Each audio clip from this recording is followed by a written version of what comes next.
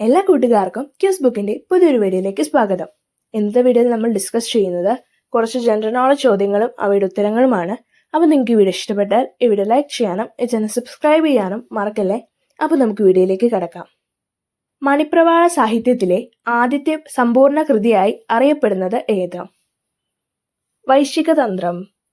2025 ലോക ജലദിനത്തിന്റെ പ്രമേയം എന്താണ്? ഹിമാനികളുടെ സംരക്ഷണം.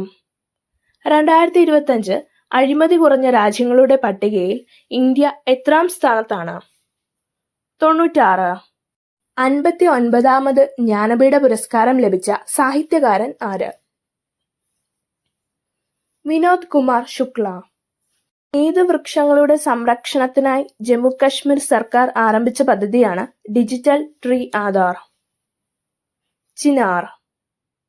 ഭൂകമ്പത്തെ തുടർന്ന് ദുരിതമനുഭവിക്കുന്ന മ്യാൻമാർ ജനതയ്ക്ക് സഹായമെത്തിക്കുന്ന ഇന്ത്യൻ ദൗത്യത്തിന്റെ പേരെന്ത്?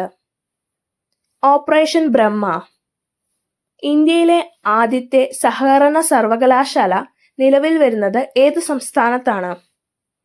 ഗുജറാത്ത്.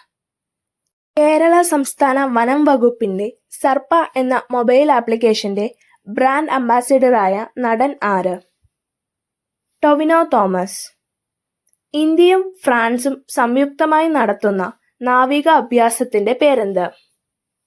വരുണ.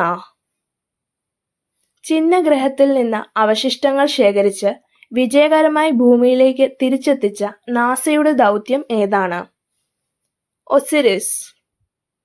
അടുത്തിടെ ഇന്ത്യയുടെ 58ാമത് കടുവാ സങ്കേതമായി പ്രഖ്യാപിച്ച മാധവ് ദേശീയോദ്യാനം സ്ഥിതി ചെയ്യുന്നത് ഏത് സംസ്ഥാനത്താണ്? ഇതിനുത്തരം താഴെ കമന്റ് ചെയ്യാൻ മറക്കല്ലേ.